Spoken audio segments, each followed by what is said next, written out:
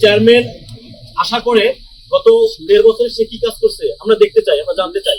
তারা কোনো ধরনের কাজ করেনি, কাজ করছে সে ফেসিস্টে পুনর্বাসন করেছে। আর দ্বিতীয় বিষয় হচ্ছে সে দুর্নীতির মতন একটা বড় কাজ তারা করে গেছে। এখানে ভর্তি পরীক্ষার যে বিষয়ে, যে ভর্তি পরীক্ষাগুলো হচ্ছে প্রত্যেকটা সেন্টারে, প্রত্যেকটা জায়গায়, প্রত্যেকটা বিশ্ববিদ্যালয়ে যে ভর্তি পরীক্ষাগুলো হচ্ছে, এই ভর্তি পরীক্ষা থেকে শুরু করে এবং কি চাকরিতে যারা নিয়োগ পাচ্ছে এই নিয়োগকারীদেরকেও তারা দুর্নীতির মতন টাকা পয়সা নিয়ে তাদেরকে চাকরি দিচ্ছে। আমরা আমাদের কাছে পেয়েছি।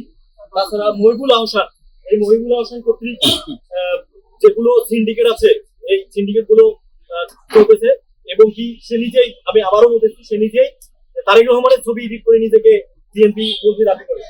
তারপরে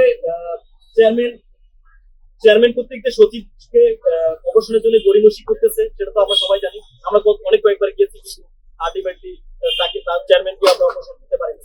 তো আমরা বলবো যে আপনারা নিজেরাই যদি ফেসিস্টকে পুনর্বাসন করে আমাদের এই জুলাই গণঅভ্যুত্থানের রক্তের বিরুদ্ধে দাঁড়িয়ে আপনারা এই ইউজিসির মতন জায়গায় এসেছেন, তা আমাদের সাথে একমাত্র দুষ্টামি ছাড়া কিছুই না।